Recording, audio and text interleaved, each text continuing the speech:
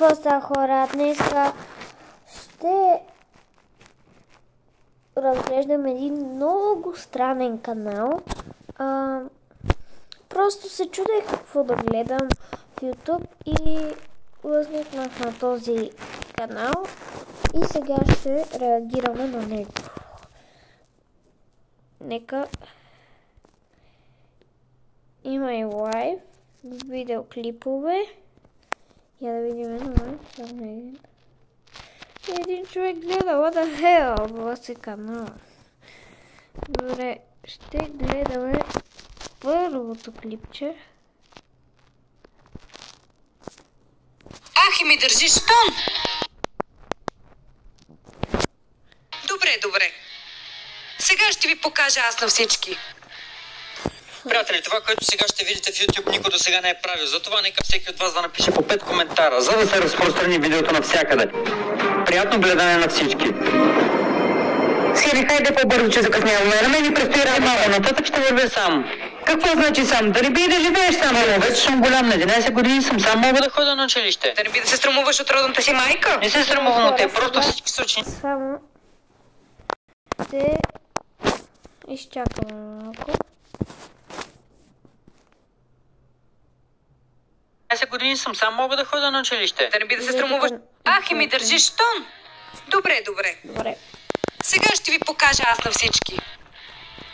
Приятели, това, което сега ще видите в YouTube, никой до Само сега да не ви е правил. кажа, Затова че нека всеки това от вас да с напише по тези 5 коментара, музика за да много се звучи. разпространи видеото навсякъде. Защото Приятно гледане на всички.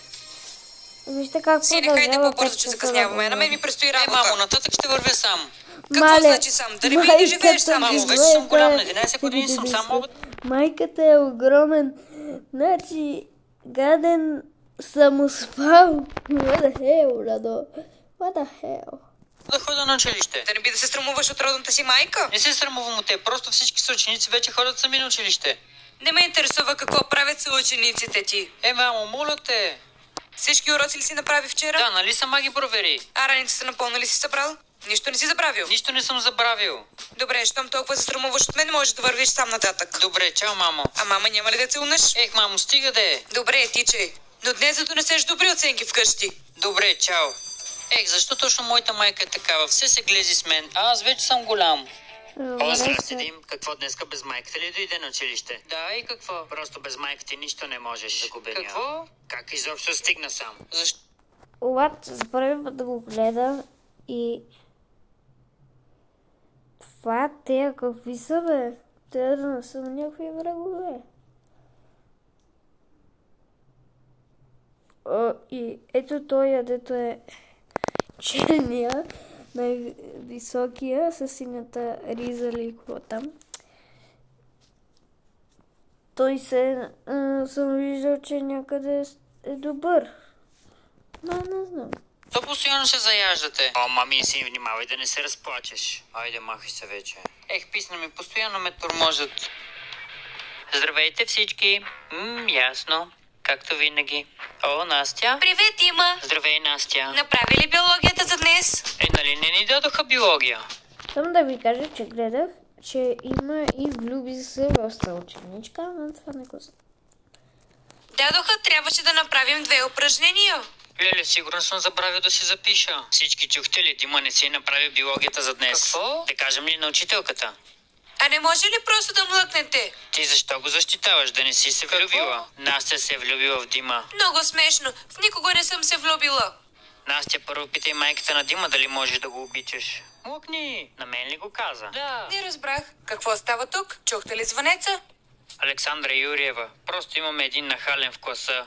Аз съм нахалния? Така, всички си решавайте проблемите извън училище. Сега започваме урокът. Моля, седнете. Леле, писна ми. Чули, Лигло, ще си поговорим след училище. Защо си се заела с мен? Нямаш ли си друга работа? Моли се. Какво, не казах ли ясно? Тишина в класа. Защо все той се заяжда с мен? Писна ми вече. Кой ще ми припомни какво беше домашното? Дима може да отговори. Аз ли? Дима може сам да си отговори, нали така, Дима? Да, мога. И какво беше? Александра Юриева, просто не знаех какво какво... Хора, че трябва сам да си отговаря и трябва да слушаш в училище, не като това Сергей или беше там. но само да говориш и да казваш лъжи. Значи по-добре си мълчете и си правете работата в училище. Беше зададено, извинете. Дима, изправете се, когато ви говори учителят. Станах. Защо не знаете какво е домашното? Не си го записах. А не можехте ли да попитате някой от учениците си?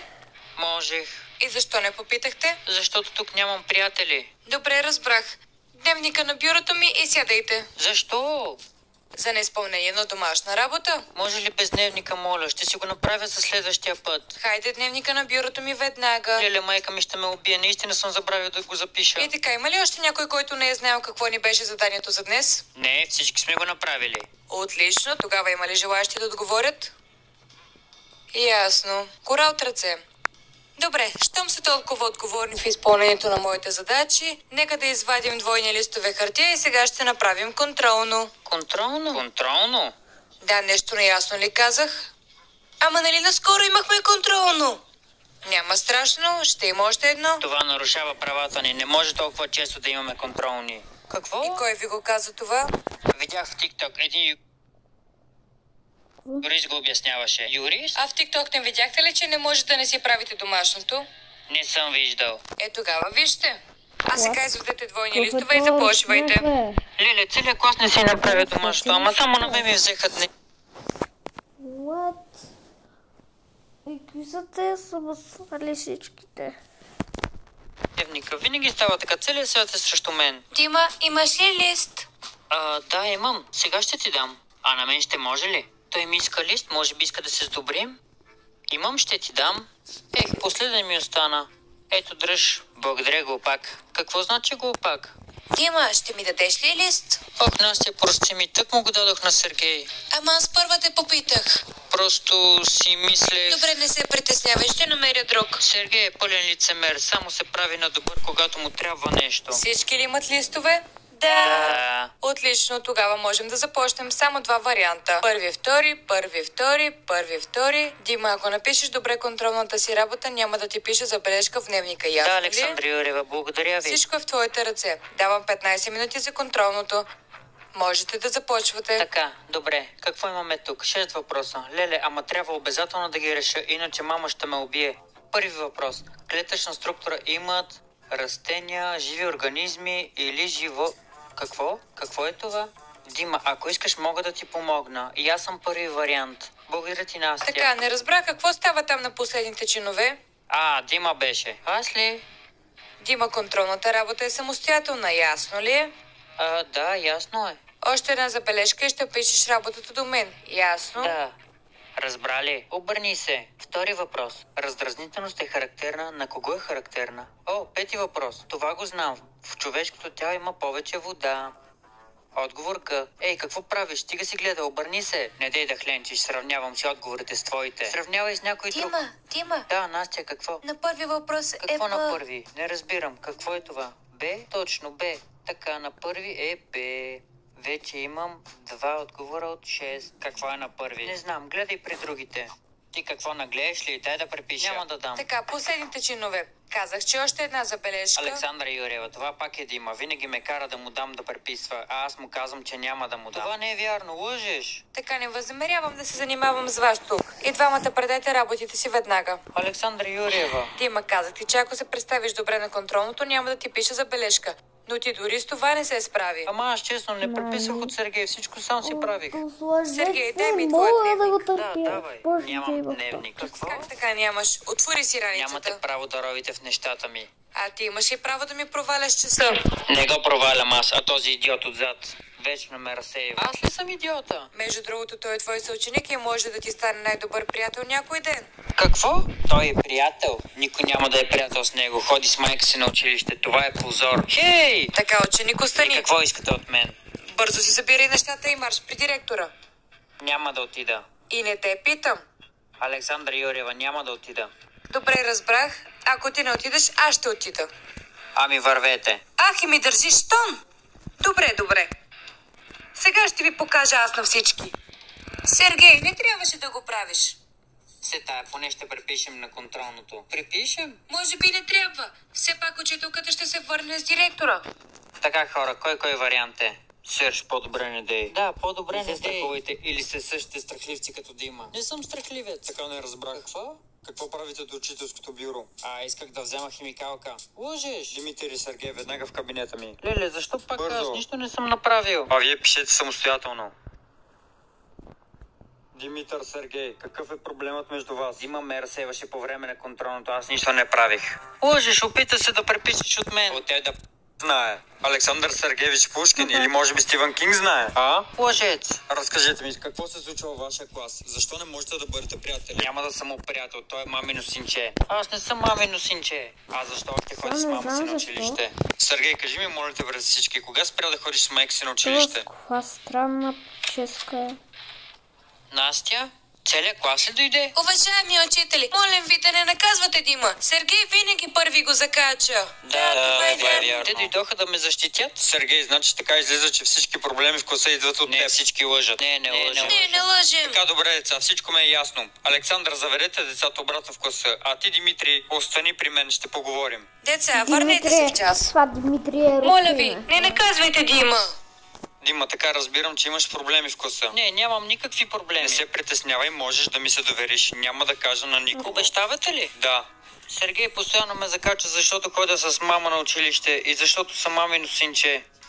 А какво лошо има в това? Казвал съм на мама много пъти, че мога да ходя сам на училище, но тя ми се кара. Дима, майка ти те води на училище, защото се тревожи за теб.